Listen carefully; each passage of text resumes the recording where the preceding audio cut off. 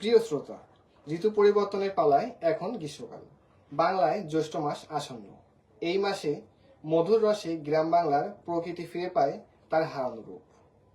প্রকৃতির খেয়ালের মাঝে মধ্যে বাদশাদে খড়তাপ, কালবৈশাখী ঝড় আর ঘূর্ণিঝড়ের পূর্বাভাস। তবুও সকল প্রতিবন্ধকতাকে মোকাবেলা করে এগিয়ে যেতে হবে আমাদের। এগিয়ে নিতে হবে প্রিয় বাংলাদেশকে। শ্রোতা বন্ধুরা, একটি নতুন দিন, একটি নতুন সম্ভাবনার শুরু। আশা রাখি জীর্ণ পুরাতনকে পেছনে ফেলে এগিয়ে যেতে হবে আমাদের। প্রিয় শ্রোতা, আসুন আমরা সকলে মিলে স্বাস্থ্যবিধি মেনে চলি, মাস্ক ব্যবহার করি এবং সাবান পানি বা হ্যান্ড স্যানিটাইজার দিয়ে ঘন ঘন হাত পরিষ্কার করি এবং যে কোনো প্রাকৃতিক দুর্যোগে নারী, বৃদ্ধ, প্রতিবন্ধী ও শিশুদেরকে নিরাপদে রাখি। শ্রোতা, আজ 12 মে 2025, 19 বৈশাখ 1432 বঙ্গাব্দ। আমাদের স্টুডিওর ঘড়িতে এখন 4:40। দূরের ও কাছের যে যেখানে বসে এই মুহূর্তে আমাদের এই অনুষ্ঠান শুনছেন, সকলকে রেডিও সুন্দরবনের পক্ষ থেকে আমি অন্তর্বিশ্বাস আপনাদের জানাই অনেক প্রীতি ও শুভেচ্ছা। আপনারা শুনছেন বাংলাদেশ রেড ক্রিসেন্ট সোসাইটির উদ্যোগে ও ডিজাস্টার রেসপন্স ডিপার্টমেন্ট কর্তৃক বাস্তবায়ন IFRC supported cyclone response operation প্রকল্পের সহযোগিতায় জনপ্রিয় phone in live radio show hello red crescent আমরা শুনছি আপনাকে। প্রচারিত হচ্ছে রেডিও সুন্দরবন 98.8 FM থেকে। আজ আমরা আলোচনা করব ঘূর্ণিঝড়ের সংজ্ঞা, আগাম সতর্কতা ব্যবস্থা ও তাৎক্ষণিক সমাধান পদ্ধতি। এই আলোচনা অনুষ্ঠানে থাকবে ঘূর্ণিঝড় কি, এটি কিভাবে তৈরি হয়, মানুষের জীবন ও জীবিকার প্রভাব, আগাম সতর্কবার্তা পাওয়ার উপায় এবং ব্যক্তি ও সমাজ পর্যায়ে ঘূর্ণিঝড়ের সময় কিভাবে নিরাপদ প্রতিক্রিয়া জানানো উচিত সে বিষয়ে ধারণা প্রদান। এই অনুষ্ঠানে আপনাদের সঙ্গে আমি আছি অন্তর্বিশ্বাস। এই অনুষ্ঠানটি পরিবেশিত হচ্ছে community radio engagement and accountability CO টিমের পক্ষ থেকে। আমাদের আজকের এই ফোন ইন লাইভের অতিথি বাবু দেবাশিস ঢালি, টিম লিডার, CPP ডাকপ খুলনা। ধন্যবাদ। আপনার প্রতি কৃতজ্ঞতা জানাচ্ছি আমাদের সময় দেওয়ার জন্য। হ্যালো রেড ক্রিসেন্ট আমরা শুনছি আপনাকে এই অনুষ্ঠানটি রেডিও সুন্দরবন 98.8 FM এর পুনঃপ্রচারিত হবে আগামীকাল সকাল 11টায়। প্রিয় শ্রোতা বন্ধুরা, অনুষ্ঠান চলাকালীন সময়ে আপনারা 01406553046 এই নাম্বারে কল করে ঘূর্ণিঝড়ের সংজ্ঞা, প্রভাব, আগাম সতর্কতা ব্যবস্থা ও তাৎক্ষণিক সমাধান পদ্ধতি বিষয়ে আজকের অতিথিকে প্রশ্ন করতে পারেন। আর যারা ফেসবুকে যোগ দিতে চান তারা লগ ইন করুন রেডিও সুন্দরবন অফিসিয়াল, অথবা আপনার ফেসবুক আইডিতে বাংলায় রেডিও সুন্দরবন লিখে সার্চ করুন। এই পর্যায়ে জানিয়ে দিচ্ছি আজকের আলোচ্য সূচি। ঘূর্ণিঝড় কি বা একে কিভাবে সংজ্ঞায়িত করা যায়, ঘূর্ণিঝড় কিভাবে সৃষ্টি হয়, ঘূর্ণিঝড়, টর্নেডো, টাইফুন, হারিকেন এগুলোর মধ্যে সম্পর্ক কি, ঘূর্ণিঝড়ের প্রভাবে কি কি মানুষের উপর প্রভাব ফেলতে পারে।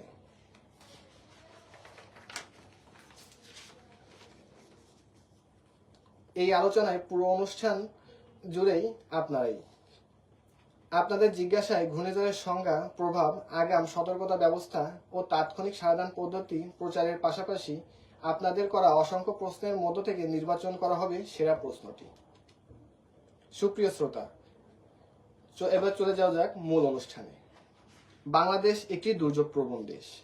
ভৌগোলিক অবস্থান ও জলবায়ু পরিবর্তনের কারণে এদেশে বিভিন্ন প্রাকৃতিক দুর্যোগ লেগেই থাকে। প্রতি বছর এদেশে উপকূলীয় এলাকায় সবচেয়ে বেশি ক্ষতিগ্রস্ত হয় ঘূর্ণিঝড় ও জলোচ্ছ্বাসে। এর ফলে উপকূলীয় অঞ্চল লণ্ডভণ্ড হয়ে যায়। এ পর্যায়ে আমাদের প্রথম প্রশ্নটি হচ্ছে, ঘূর্ণিঝড়টা আসলে কি বা একে কিভাবে সংজ্ঞায়িত করা যায়, ঘূর্ণিঝড় কিভাবে সৃষ্টি হয়? ধন্যবাদ FM 98.8 খুলনা উপকূলীয় অঞ্চল রেডিও সুন্দরবনকে আমাকে সুযোগ দেওয়ার জন্য। তো আসলে আপনারা আমাকে চেনেন, আমি CPP অর্থাৎ ঘূর্ণিঝড় প্রস্তুতি কর্মসূচি গাকপ উপজেলার টিম লিডারের দায়িত্ব পালন করি এবং দীর্ঘদিন ধরে গাকপে টিম লিডারের দায়িত্ব পালন করছি। CPPর সঙ্গত কারণে আমাদের এই বিশেষ করে সাইক্লোন ঘূর্ণিঝড়ের নিয়েই আমাদের মূল কাজ। কাজে ঘূর্ণিঝড় কি, আজকে আমাদের আলোচ্য বিষয় ঘূর্ণিঝড় সম্পর্কেই কথা বলতে হবে। তো যারা শুনছেন আমাকে সকলকেই সাদর সম্ভাষণ অভিনন্দন জানাচ্ছি আমাকে শোনার জন্যে। তো আমরা যে প্রশ্নটি করেছি ঘূর্ণিঝড় কি, আসলে ঘূর্ণিঝড় টাইফুন, হারিকেন এবং টর্নেডো সবগুলোই প্রাকৃতিক দুর্যোগের একটি রূপ হলেও এদের উৎপত্তি, অবস্থান ও গঠন প্রক্রিয়ার দিক দিয়ে গুরুত্বপূর্ণ পার্থক্য রয়েছে। তো ঘূর্ণিঝড় হচ্ছে একটি শক্তিশালী বায়ুর ঘূর্ণি বা গরম আর্দ্র সমুদ্র থেকে শক্তি নিয়ে গঠিত হয়। এটি একটি নিম্নচাপ কেন্দ্রে ঘূর্ণায়মান বাতাস দ্বারা গঠিত হয় এবং সাধারণত সমুদ্রের স্থলভাগে আসার সময় ব্যাপক ধ্বংসযজ্ঞ সাধন করেন। তো বিষয়টা হলো পৃথিবীর সবচেয়ে শক্তিশালী যে তিনটি উপাদান, অগ্নি মানে সূর্য, আমি তাপ অগ্নি বলতে তাপকে বোঝাচ্ছি, সূর্য লোককে বোঝাচ্ছি, সূর্য, পানি এবং বায়ু, এই তিনটে মহাশক্তিধর জিনিসের সমন্বয়ে কিন্তু ঘূর্ণিঝড়ের উৎপত্তি হয়। ঘূর্ণিঝড়টা যখন গভীর সমুদ্র বন্দর অর্থাৎ বিষুবীয় রেখা, আপনারা জানেন উত্তর গোলার্ধ দক্ষিণ গোলার্ধ দুইটি গোলার্ধে বিভক্ত পৃথিবী। তো বিষুবীয় রেখার পথ দিয়ে যখন সূর্য খাড়াখাড়িভাবে কিরণ দেয়, তীর্যকভাবে কিরণ দেয়, মানে নিকট থেকে কিরণ, তখন সমুদ্রের সেই অঞ্চলটা, বিশেষ করে আন্দামান নিকোবর দ্বীপপুঞ্জ যেটাকে আমরা বলি, সেইখানে প্রচন্ড আকারে সূর্যের তাপ পড়ে, ফলে ওইখানকার হালকা বায়ু, এই ভারী বায়ু বাষ্প হয়ে অনেক প্রচন্ড তাপে ভারী বায়ু, তাপমাত্রার কারণে ভারী বায়ু হালকা হয়ে বাষ্প হয়ে উপরে উঠে যায়। উপরে উঠে যাওয়ার পরে যে ওই জায়গাটা যে শূন্যস্থান তৈরি হয়, ফাঁকা একটা শূন্যস্থান তৈরি হয়, এই শূন্যস্থানটাকে পূরণ করার জন্য পার্শ্ববর্তী বায়ু প্রচন্ড বেগে ওই শূন্যস্থানে ধাবিত হয়, যে কারণে ওইখানে একটা ঘূর্ণায়নের অবস্থা তৈরি হয়। ওইটা যখন ঘূর্ণায় আস্তে আস্তে একটা নিম্নচাপ হয়, এটাই হলো মূলত ঘূর্ণিঝড়। এবং ওই নিম্নচাপটি আস্তে আস্তে আরো প্রসার লাভ করতে করতে ব্যাপক লঘুচাপ, নিম্নচাপ, তারপরে ঘূর্ণিঝড়, লঘুচাপ, অনেকগুলো স্তর পার করে ঘূর্ণিঝড়ে পরিবর্তিত হয়, সুপার সাইক্লোনে রূপান্তরিত হয়। তো এই সুপার সাইক্লোন, যখন একটা সুপার সাইক্লোন আমাদের উপকূলে আসে, তখন ব্যাপক ধ্বংসযজ্ঞ, পৃথিবীর উপকূল ভাগে ব্যাপক ধ্বংসযজ্ঞ চালাতে সক্ষম হয় একটা ঘূর্ণিঝড়। ঘূর্ণিঝড়টা মূলতই এই তিনটে বায়ু, পানি এবং সূর্যের সংমিশ্রণে তৈরি একটি বিধ্বংসী কর্মযজ্ঞ বলে আমি মনে করি। ধন্যবাদ। তো এরপর একটা প্রশ্ন ছিল টাইফুন, হারিকেন, টাইফুন এবং সাইক্লোন। টাইফুন, হারিকেন, টর্নেডো, এগুলোর মধ্যে পার্থক্যটা কি? হ্যাঁ, আমি এটাও বলবো। এগুলো আসলে সবই ঘূর্ণিঝড়, কিন্তু উৎপত্তি স্থানের উপর ভিত্তি করে এই ভিন্ন ভিন্ন নাম হয়েছে। তার ভিতর হারিকেনটা আটলান্টিক মহাসাগরে তৈরি হয়। হারিকেনটা মূলত আটলান্টিক মহাসাগরে তৈরি হয়, উত্তর পূর্ব প্রশান্ত মহাসাগরে, এবং উত্তর পূর্ব প্রশান্ত মহাসাগরে তৈরি হয়, সেটাকে বলছি তখন আমরা হারিকেন।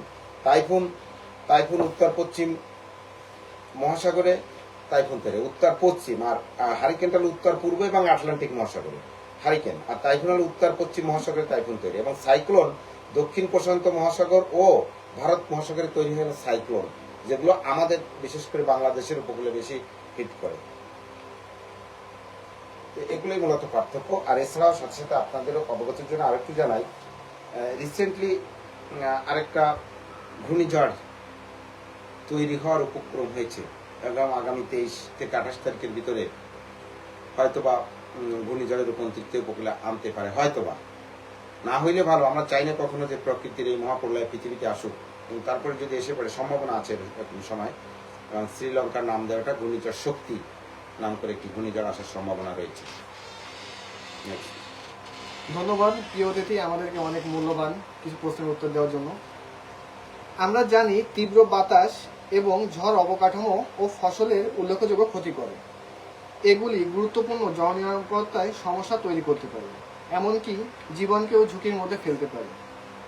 এই অবস্থায় আপনার কাছে আমাদের জানতে চাওয়া, ঘূর্ণিঝড়ের প্রভাব আসলে কি? এটা মানুষের উপর কি কি প্রভাব ফেলতে পারে বলে আপনি মনে করেন? ঘূর্ণিঝড়ের প্রভাব তো ব্যাপক, দেখেছেন আপনারা, বা আমরা যখন বিশেষ করে 1970 সালে যে প্রলয়ঙ্করী ঘূর্ণিঝড় হয়েছিল, 10 লক্ষেরও অধিক লোক মারা গিয়েছিল। প্রভাব 1 নম্বরে জীবনের জীবনের ঝুঁকি, জীবন চলে যাওয়া, জীবনের ঝুঁকি, জীবন আশঙ্কা হওয়া। এরপরে ঝড় দুর্যোগ হলে বিশেষ করে মানুষের বসতঘর নষ্ট হয়ে যেতে পারে, মানুষের ফসলি জমি, লক্ষ লক্ষ হেক্টর জমির ফসল নষ্ট হয়ে যেতে পারে, মানুষের মাছ, বিশেষ করে যারা কৃষিজীবী, মৎস্য চাষ করে, মৎস্যজীবী, তাদের মাছ সব মারা যেতে পারে, রাস্তাঘাট বিধ্বংস করে দিয়ে যেতে পারে, বৈদ্যুতিক যে খাম্বা খুঁটি রয়েছে সেগুলো একেবারে ধ্বংস করে দিয়ে যেতে পারে। এছাড়াও মানুষের ব্যবসা বাণিজ্যের উপরে ব্যাপক প্রভাব পড়তে পারে। সমুদ্রে যে সমস্ত জেলেরা সমুদ্রের উপর নির্ভরশীল মাছ ধরে, তাদেরকেও যদি যথাসময় নিরাপদ আশ্রয়ে না আসতে পারে, তাদেরও জীবন আশঙ্কা দেখা যায়, এবং তারা যদি সমুদ্রে যেতে না পারে তাহলে সেখানেও একটা ঝুঁকি রয়েছে, তাদের জীবিকা নির্বাহের একটা ঝুঁকি থেকে যাচ্ছে। সর্বোপরি মানসিক যে চাপ আছে, প্রিয়জন হারানো, ঘর হারানো, নিরাপত্তাহীনতা মানুষের মধ্যে মানবিক বিপর্যয় তৈরি করতে পারে। আপনারা জানেন, বিশেষ করে আইলা সিটারের পরে আমাদের খুলনা দাকপে দুইটা ইউনিয়ন, বিশেষ করে নলিয়ান এবং সুতারখালী এবং কামারখোলা, দুইটা ইউনিয়নে যে ব্যাপক ধ্বংসযজ্ঞ চলেছিল, এবং মানুষ কিন্তু দীর্ঘদিন ভেড়িবাদ থেকে বাড়ি যেতে পারেনি। ভেড়িবাদ, পদ্মার যে ভেড়িবাদ ছিল তার উপরে কোনো রকমে একটু ছাবড়া দিয়ে বসবাস করেছে দীর্ঘ কয়েক বছর ধরে, এবং ওই এলাকার মাটি যে পরবর্তীতে কৃষি উপযোগী থাকবে তাও থাকে না, অনেক দীর্ঘদিন পরে তারপরে আবার তারা স্বাভাবিক জীবনে ফিরে আসতে সমস্যা হচ্ছে। আরেকটা যেটা মানসিক যে কারণটা, মানসিক চিন্তাটা, দেখেন আসলে সরকার সহযোগিতা করছে, বিভিন্ন প্রতিষ্ঠান সহযোগিতা করছে, আর বিশেষ করে রেড ক্রিসেন্টের কথা বললে তারা দুর্যোগের সময় সবসময় মানুষের পাশে থাকার চেষ্টা করে, সহযোগিতা করে সবসময়। তো মানুষ, আমরা একটা পর্যায়ে দুর্যোগের পরে মানসিকতাটা মানুষের এমন তৈরি হয়, একে তো স্বজন আন্দোলনের ব্যথা, ক্ষয়ক্ষতি সব মিলিয়ে মানুষ কিন্তু তখন কর্মবিমুখ হয়ে পড়ে। কর্মবিমুখ যে সে দ্রুত রিকভারি করার জন্য স্বাভাবিক কর্মজীবনে ফিরে যাবে বা এলাকা থেকে অন্য এলাকায় কর্ম পাবে, যেমন এলাকায় কর্ম সৃষ্টি করতেও একটা যেমন প্রতিবন্ধকতা আছে, সাথে সাথে এই মানুষগুলো ডিপেন্ড হয়ে পড়ে অনেক সময় ত্রাণের উপরে, যে কখন ত্রাণ আসবে, কখন ত্রাণ আসবে। ত্রাণমুখিতা আমাদেরকে, আমার মনে হয়, স্বাভাবিক জীবনে ফিরে আসতে আরো অনেক দেরি করে দেয়, লেট হয়ে যায়, যে ত্রাণ পাবো, ত্রাণের উপরেই সবসময় নির্ভরশীল থাকার চেষ্টা করে, যে কারণে তাদের স্বাভাবিক জীবনে ফিরে যেতে অনেক সময় লাগে। এটা মানসিক একটা ইফেক্ট। ধন্যবাদ প্রিয় অতিথি। আপনারা শুনছেন বাংলাদেশ রেড ক্রিসেন্ট সোসাইটির উদ্যোগে ও ডিজাস্টার রেসপন্স কর্তৃক বাস্তবায়ন IFRC supported cyclone response operation প্রকল্পের সহযোগিতায় phone in live radio show hello red crescent আমরা শুনছি আপনাকে। পরিচালিত হচ্ছে রেডিও সুন্দরবন 98.8 FM থেকে। আজ আমরা আলোচনা করছি ঘূর্ণিঝড়ের সংজ্ঞা, প্রভাব, আগাম সতর্কতা ব্যবস্থা ও তাৎক্ষণিক সাবধান পদ্ধতি। এই অনুষ্ঠানটি পরিবেশিত হচ্ছে community engagement and accountability COA টিমের পক্ষ থেকে। আমাদের আজকের ফোন ইন লাইভ অনুষ্ঠানের অতিথি বাবু দেবাশিস ঢালি, টিম লিডার CBP দাকপ খুলনা। প্রিয় শ্রোতা বন্ধু, এই অনুষ্ঠান চলাকালীন সময়ে আপনারা 01406553046 এই নম্বরে কল করে ঘূর্ণিঝড়ের প্রভাব, আগাম সতর্কতা ব্যবস্থা ও তাৎক্ষণিক সাবধান পদ্ধতি বিষয়ে অতিথিকে প্রশ্ন করতে পারেন। আর যারা ফেসবুকে যোগ দিতে চান তারা লগ ইন করুন রেডিও সুন্দরবন অফিসিয়াল, অথবা আপনার ফেসবুক আইডিতে বাংলায় রেডিও সুন্দরবন লিখে সার্চ করুন।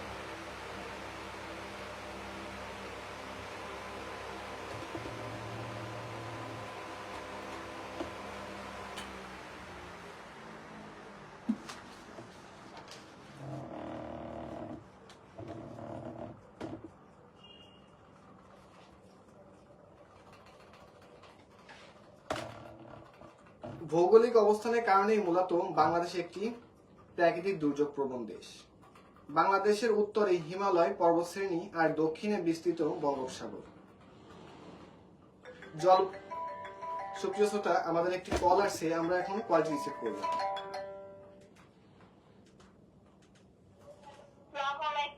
হ্যালো, কে বলছেন, কোথা থেকে বলছেন? পরিচয় দিয়ে আপনার প্রশ্নটি করতে পারেন, আমাদের অতিথি আপনার উত্তর দিবে।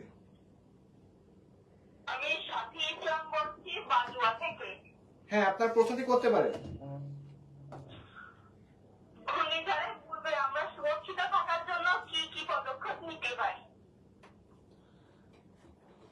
ধন্যবাদ সাথী আপা, ধন্যবাদ আপনার প্রশ্নটির জন্য।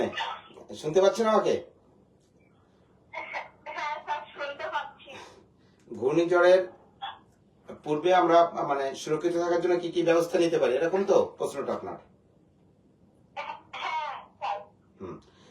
ঘূর্ণিঝড় আপনারা জানেন, একটা সময় ছিল যে ঘূর্ণিঝড় আসলে আমরা বুঝতে পারতাম না, আমরা দেখতাম আকাশ মেঘলা বা বৃষ্টিপাত হচ্ছে, তখন কিন্তু আমরা কিছু করতে পারবো না। ওই সেই 1970 সালের কথাই যদি বলি, কিন্তু এখনকার বর্তমান সময় বিশেষ করে প্রযুক্তির এত ডেভেলপ যখন হয়েছে, তখন আমরা কিন্তু ঘূর্ণিঝড় আসার আগেই আমাদের সিগন্যাল আমরা কিন্তু দিয়ে দেই। বিশেষ করে গভীর সমুদ্রে যখন নিম্নচাপ সৃষ্টি হয়, তখন থেকে কিন্তু আমরা আগাম সতর্কবার্তা প্রচার শুরু করে দিই। বিশেষ করে মাইকের মাধ্যমে, মেগাফোনের মাধ্যমে বিভিন্ন পাড়ায় পাড়ায় এলাকায় যে বলা হয় যে সমুদ্রে একটি নিম্নচাপ সৃষ্টি হয়েছে, আপনারা সতর্ক হন বা প্রস্তুত থাকুন।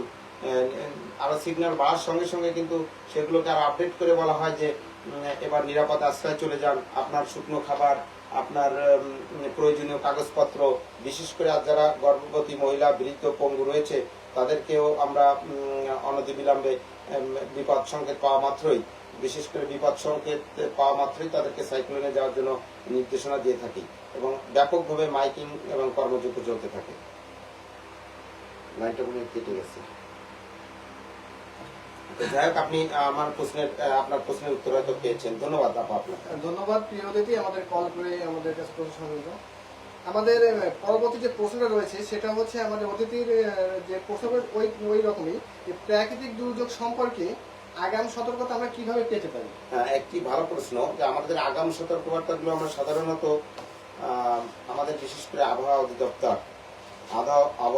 অধিদপ্তর থেকে যখন তারা এই খবরটা প্রচার করে, মানে তারা খবরটা পায় তৎক্ষণাৎ ভাবে, বিশেষ করে বিভিন্ন প্রচার মাধ্যম, মোবাইল মেসেজ, গ্রামীণ ফোন, রবি, বাংলালিংক প্রভৃতি প্রাকৃতিক দুর্যোগের সময় সরকারি বার্তা পাঠানোর ব্যবস্থা থাকে।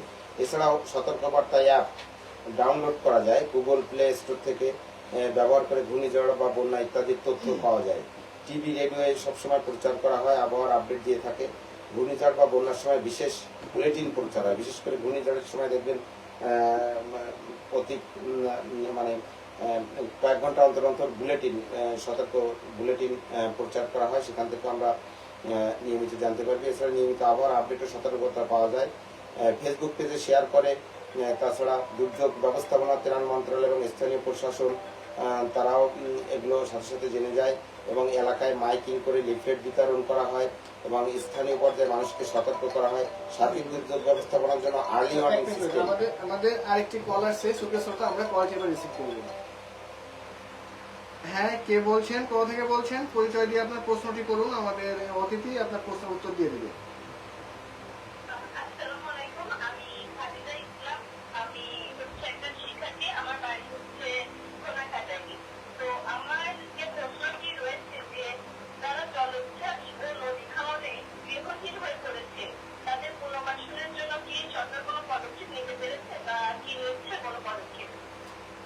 হ্যাঁ আপা, আপনাকে ধন্যবাদ, অনেক সুন্দর একটা প্রশ্ন করেছেন। জলোচ্ছ্বাস বা নদী ভাঙনে যারা গৃহহীন হয়ে পড়েছে, তাদের জন্য সরকার কোনো পদক্ষেপ নিয়েছে কিনা, এটাই তো।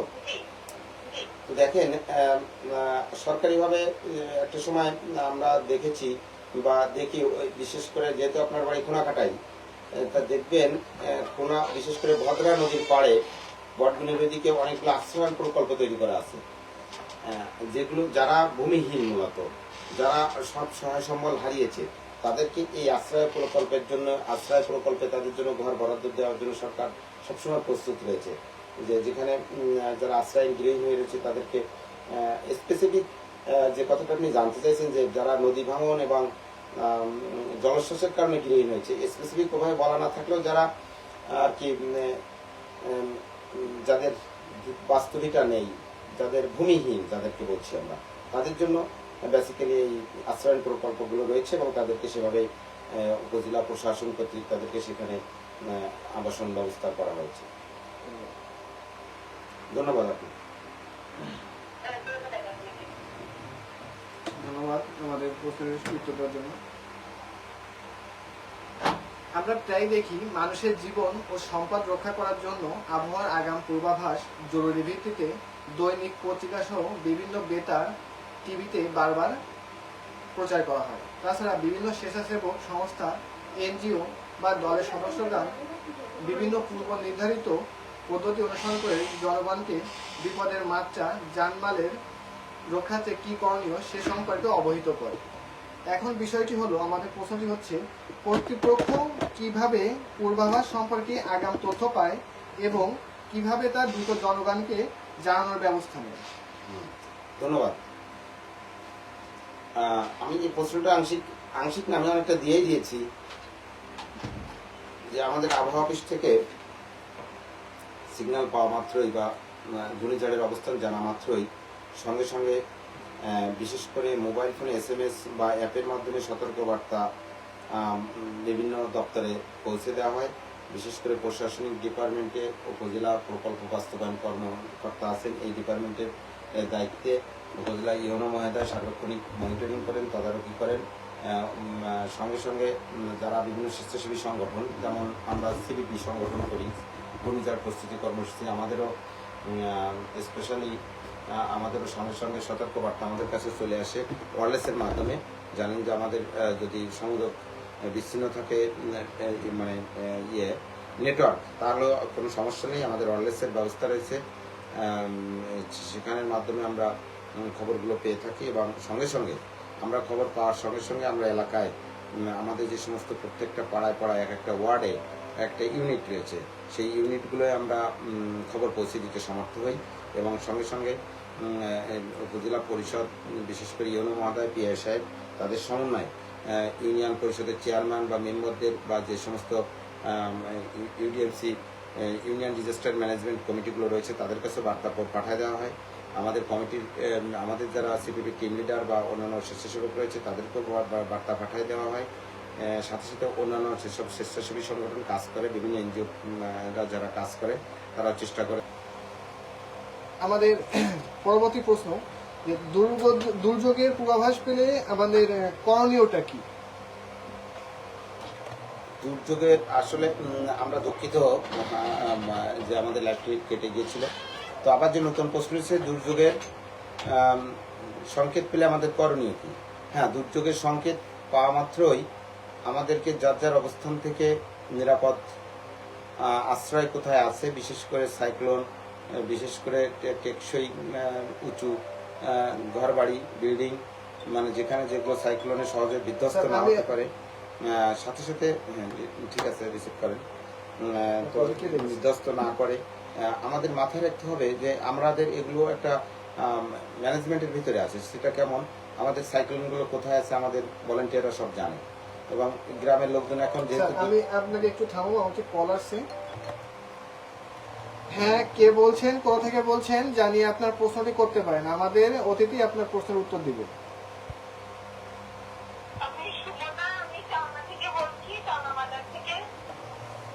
হ্যাঁ সুমনা বলেন।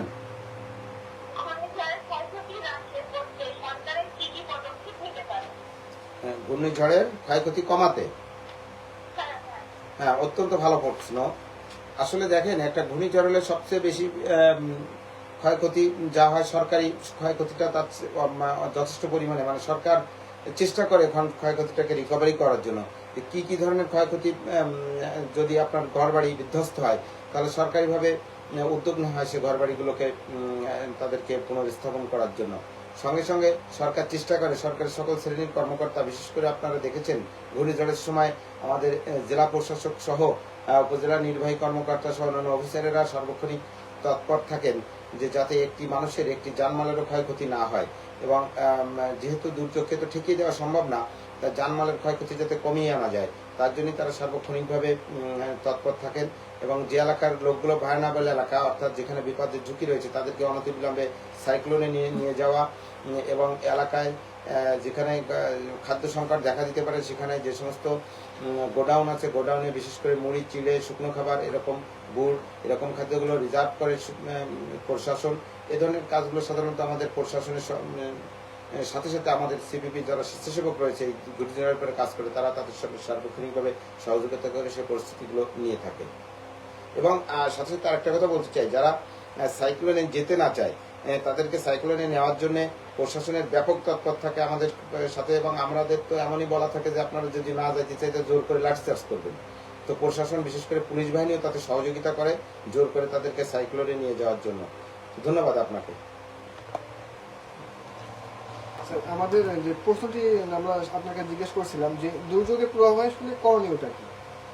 দুর্যোগের পূর্বাভাস পেলেই আমাদের প্রথমে করণীয় আমাদের নিরাপদ যে সমস্ত, বিশেষ করে ফার্স্ট টাইম শুকনো খাবার এবং পানীয়, নিরাপদ পানীয়, তারপরে নিজেদের যে প্রয়োজনীয় অতি গুরুত্বপূর্ণ কাগজপত্রগুলো এগুলো সংরক্ষণ করা। সংরক্ষণ বলতে কি, দেখা যাচ্ছে আমরা একটা সময় বলতাম যে এগুলো যাদের একেবারে ভার্নাবল এলাকায়, যে যাদের দৌড়ে যাওয়ারও নিরাপদ জায়গায় যদি যাওয়ার সুযোগ না থাকে, তাদের এই খাবার, শুকনো খাবার বা কাগজপত্র এগুলো শুকনো, বিশেষ করে পলিথিন দিয়ে মুড়ে মাটির নিচে বা টিনের হাড়ির ভিতরে রেখে মাটির নিচে পুঁতে রাখা। কিন্তু দেখা যাচ্ছে সময়ের বিবর্তনে আমাদের অনেক সাইক্লোন তৈরি হয়েছে। আমাদের বিশেষ করে কোনো একটা নিরাপদ ইসের ভিতরে ট্রাঙ্কে বা অন্য একটা কিছু নিয়ে আমাদের সাইক্লোনে নিয়ে যেতে পারি। সাথে সাথে আমাদের বিশেষ করে গরু মানে গবাদি পশুগুলোকে আমরা মাঠে ছেড়ে দিতে পারি, যে যাতে তারা তার মতো করে বাঁচতে পারে, দড়ি দিয়ে যাতে বাধা না থাকে কোথাও। হাঁস মুরগিগুলো একই অবস্থা। সঙ্গে সঙ্গে আমাদের যারা গর্ভবতী মহিলা, নারী, শিশু রয়েছেন তাদেরকে অনতিবিলম্বে বিপদ সংকেত পাওয়া মাত্রই আমরা নিরাপদ জায়গায় অর্থাৎ সাইক্লোন শেল্টারে নিরাপদে নিয়ে যাই। ধন্যবাদ প্রিয় অতিথি আমাদের সুন্দর একটি প্রশ্ন উত্তরের জন্য। অতীতে যেসব দুর্যোগ সংঘটিত হয়েছে সেগুলো আমরা অত্যন্ত সফলতার সঙ্গে মোকাবেলা করতে সক্ষম হলেও প্রতিনিয়ত বিভিন্ন ধরনের নতুন নতুন দুর্যোগের মুখোমুখি হতে হচ্ছে আমাদের, যেমন আকস্মিক বন্যা আর বজ্রপাত। এতে করে যেমন প্রাণহানি ঘটেছে, তেমনি ব্যাপক সম্পদের ক্ষয়ক্ষতির সম্মুখীন হচ্ছে জনগণ। এসব কারণেই বজ্রপাতকে দুর্যোগ হিসেবে স্বীকৃতি দেওয়া হয়েছে, কেননা বজ্রপাতে প্রতি বছর অনেক মানুষ মারা যায়। এখন আমাদের শ্রোতা বন্ধুরা জানবেন যে এই ধরনের দুর্যোগের আগাম সতর্কবার্তা দেওয়া সম্ভব কিনা এবং বজ্রপাতের মৃত্যুহার কমিয়ে আনতে কি ধরনের পদক্ষেপ নেওয়া যেতে পারে বলে আপনি মনে করেন? অত্যন্ত একটি সময় উপযোগী প্রশ্ন। সংক্ষেপে আপনি। বজ্রপাত একটা আকস্মিক, দেখা যাচ্ছে আকাশে কোনো রকমের মেঘ একটু এসেই হট করে বজ্রপাত হয়ে মানুষের প্রাণহানি হচ্ছে। তো এই ব্যাপারটা অত্যন্ত গুরুত্বপূর্ণ একটা ব্যাপার। এইগুলো থেকে নিয়ন্ত্রণে দেখেন, একটা সময় আমরা বলে থাকি যে সীমান্ত পিলার বলে কিছু ব্রিটিশদের কিছু পিলারে কিছু রাখা ছিল সীমান্ত চিহ্নিত করার জন্য, যেগুলো মানে মাটি থেকে নির্দিষ্ট একটা উচ্চতায়, মানে মাটির ভিতরে নির্দিষ্ট একটা সীমানা থাকতো। তখন কিন্তু এত হারে বজ্রপাত হতো না, কারণ ধারণা করা হতো যে ওই সীমান্ত পিলারে বজ্রপাতগুলো, মানে বজ্রপাত একটা কঠিন বিদ্যুৎ, শক্তিশালী বিদ্যুৎ প্রবাহ, ওই বজ্রপাতগুলো বিদ্যুৎ ইসে টেনে নিয়ে যেত। কিন্তু কালের বিবর্তনে সীমান্ত পিলারগুলো যেহেতু কমে গেছে অনেক, এবং জানা এতে অনেক ব্যবসা বাণিজ্য আছে যেটা নিষিদ্ধ। তো তারপরেও এখন আমরা যেটা চেষ্টা করছি যে বিশেষ করে গাছ, লম্বা গাছ, যেসব গাছে বিদ্যুৎ টেনে নিয়ে আসে, আর বিশেষ করে তাল গাছ, নারকেল গাছ, এই ধরনের গাছে যেগুলো, সেগুলো প্রচুর পরিমাণে লাগাতে হবে। সাথে সাথে যে উঁচু বিল্ডিংগুলো আছে, যে বাড়িগুলো করা হয়েছে, দালান বিল্ডিং বাড়িগুলো, তাদেরকে বিদ্যুৎ নিরাময় একটা সংযোগ মাটির সাথে আর্থিং করে দিলে মোটামুটিভাবে এই থেকে অব্যাহতি পাওয়া যায়। সঙ্গে সঙ্গে যদি মেঘ ডাকে, তাহলে কিছু নিয়ম নীতি রয়েছে। আমরা বাইরে ফাঁকা জায়গায় যাব না, আমরা ঘরের ভিতরে আটকা থাকবো, আমরা 5-7 জন একসঙ্গে দলবদ্ধভাবে চলাফেরা করবো না, বসবো না, আমরা কোনো ধাতব পদার্থের গায়ে হাত দেবো না। তাহলে মোটামুটি আমরা যেগুলো বেসিক্যালি এখন বলে থাকি যে আমরা এই কাজগুলো করলে আপাতত আমাদের কিছুটা আমরা বজ্রপাত থেকে রেহাই পেতে পারি। ধন্যবাদ প্রিয় অতিথি। আমরা বজ্রপাতের থেকে বাঁচার জন্য অনেক কিছু, অনেক নিয়মই জানতে পারলাম আমাদের অতিথির কাছ থেকে। আপনারা শুনছেন বাংলাদেশ রেড ক্রিসেন্ট সোসাইটির উদ্যোগে ডিজাস্টার রেসপন্স ডিপার্টমেন্ট কর্তৃক বাস্তবায়ন IFRC supported cyclone response operation প্রকল্পের সহযোগিতায় phone in live radio show hello red crescent আমরা শুনছি আপনাকে, প্রচারিত হচ্ছে রেডিও সুন্দরবন 98.8 FM থেকে। আজ আমরা আলোচনা করছি ঘূর্ণিঝড়ের সংজ্ঞা, প্রভাব, আগাম সতর্কতা ব্যবস্থা ও তাৎক্ষণিক সমাধান পদ্ধতি। অনুষ্ঠানটি পরিবেশিত হচ্ছে community radio engagement and CO টিমের পক্ষ থেকে। আমাদের আজকের ফোন ইন লাইভের অনুষ্ঠানের অতিথি বাবু দেবাশিস ঢালি, টিম লিডার CPP, ডাকক, খুলনা। প্রিয় শ্রোতা বন্ধুরা, অনুষ্ঠান চলাকালীন সময়ে আপনারা 01406553046 এই নম্বরে কল করতে পারেন। আগাম সতর্কতা ও তাৎক্ষণিক সমাধান পদ্ধতি বিষয়ে অতিথিকে প্রশ্ন করতে পারেন। আর যারা ফেসবুকে যোগ দিতে চান তারা সার্চ করুন রেডিও সুন্দরবন অফিসিয়াল, অথবা আপনার ফেসবুক আইডিতে বাংলায় রেডিও সুন্দরবন লিখে সার্চ করুন।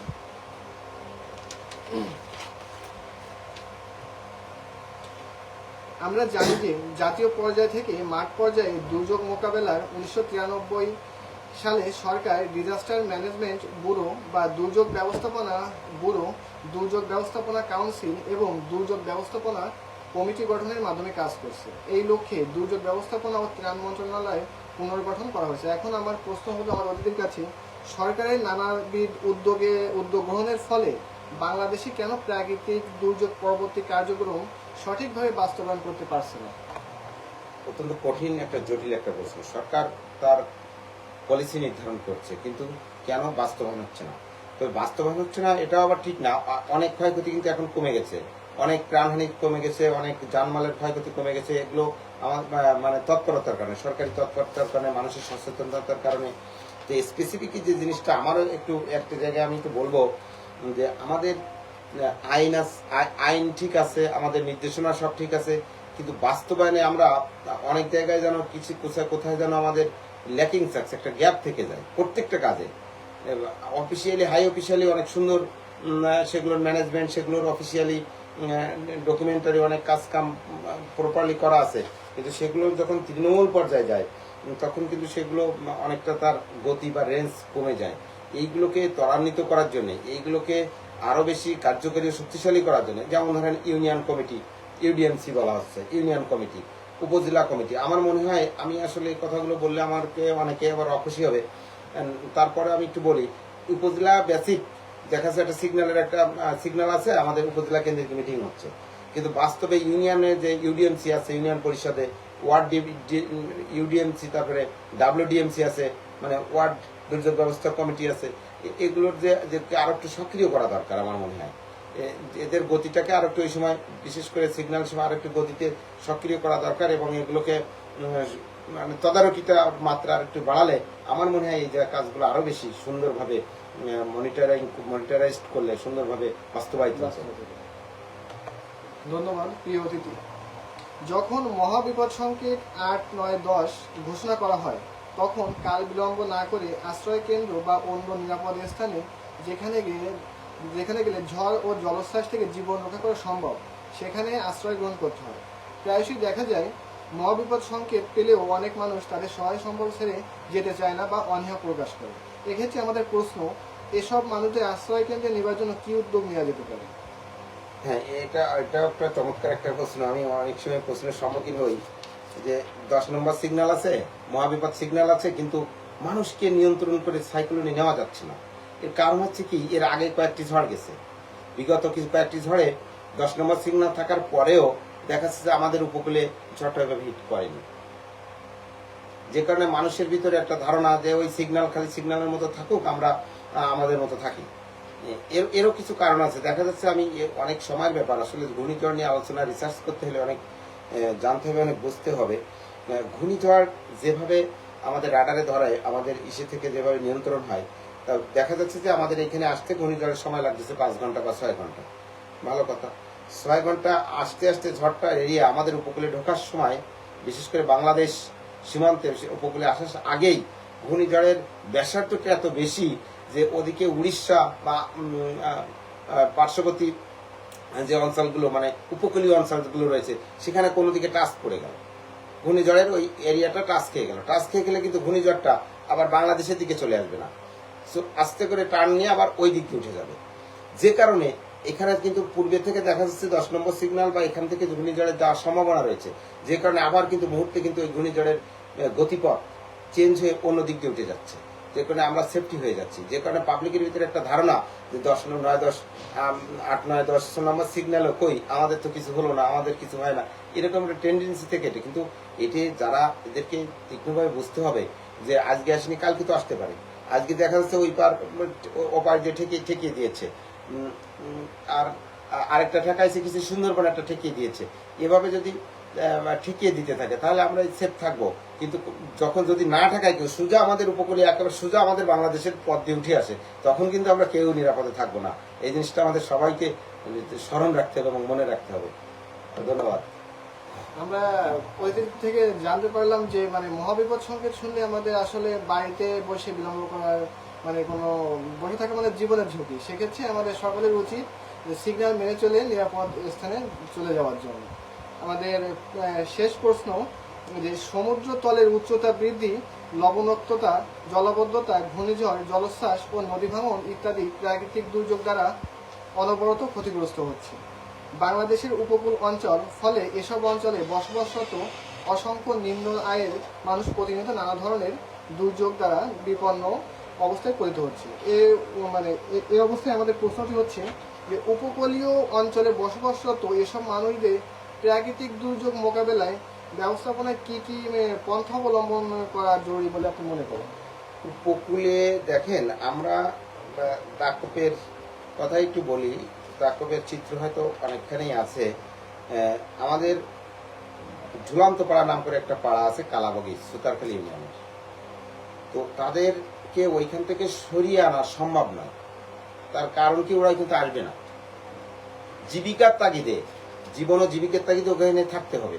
বিশেষ করে মৎস্য শিকার বা অন্যান্য আয় রোজগারের অন্যান্য পথ আছে, তাদেরকে ওইখানে থাকতে হবে, তাদেরকে সরিয়ে। সুতরাং আমার মনে হয় তাদেরকে ওখানেই ওদের উপযোগী একটি নিরাপদ সাইক্লোন শেল্টার বা নিরাপদ আস্তানা যদি করে দেওয়া হয়, যে ওরা মেইন যখন হিটটা করবে তার অন্তত আধা ঘন্টা 1 ঘন্টা আগে যাতে তারা নিরাপদ জায়গায় পৌঁছে যেতে পারে।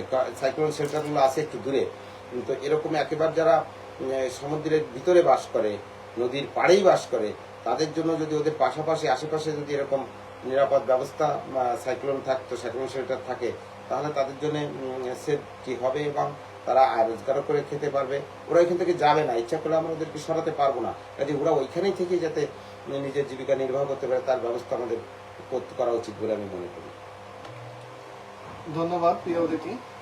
প্রিয় শ্রোতা, আমাদের আরেকটি শেষ কল আসছে, আমরা কলটি এখন ধরবো। হ্যাঁ, কে বলছেন, কোথা থেকে বলছেন, পরিচয় দিয়ে আপনার প্রশ্নটি করতে পারেন।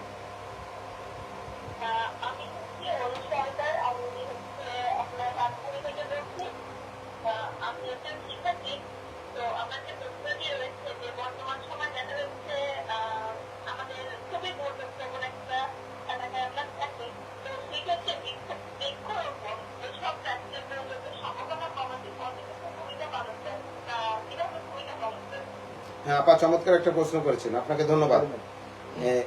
এই প্রাকৃতিক দুর্যোগ থেকে বাঁচার একটাই মাত্র উপায়, সে হলো বৃক্ষরোপণ, বৃক্ষরোপণ এবং বৃক্ষরোপণ। পৃথিবীতে যত বেশি বৃক্ষরোপণ হবে তত এই প্রাকৃতিক দুর্যোগ কমে যাবে।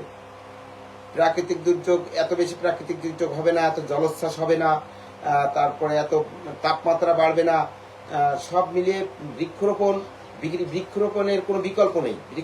বৃক্ষ রোপণ করলে একমাত্র যতটুকু অবদান রাখা যায় সে হলো এই প্রাকৃতিক দুর্যোগ নিয়ন্ত্রণে বৃক্ষরোপণই সবচেয়ে বেটার পন্থা, যে প্রাকৃতিক দুর্যোগ কমানোর ক্ষেত্রে।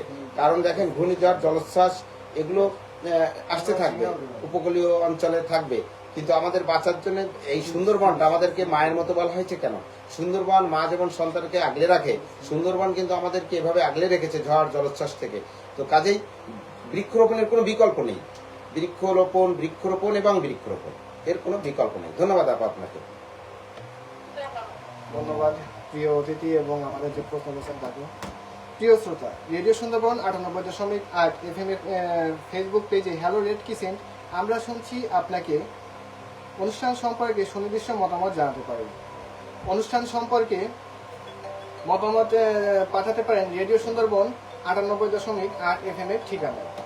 আমাদের কাছে চিঠি লেখার ঠিকানা প্রযোজক হ্যালো রেড কিসেন্ট আমরা শুনছি আপনাকে, রেডিও সুন্দরবন, খান মার্কেট, চালনা বাজার, মেইন রোড, দাকব, খুলনা 9270।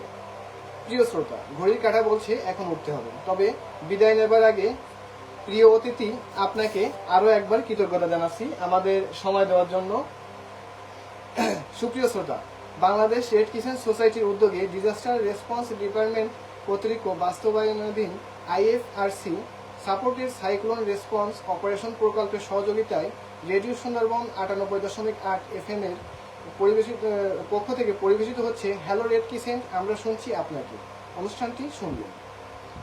অনুষ্ঠানটি বাংলাদেশ রেড ক্রিসেন্ট সোসাইটির community engagement and accountability CO টিমের সহায়তায় গ্রন্থনা করেছেন মীনাক্ষী চৌধুরী। উপস্থাপনায় ছিলাম আমি অন্তর বিশ্বাস।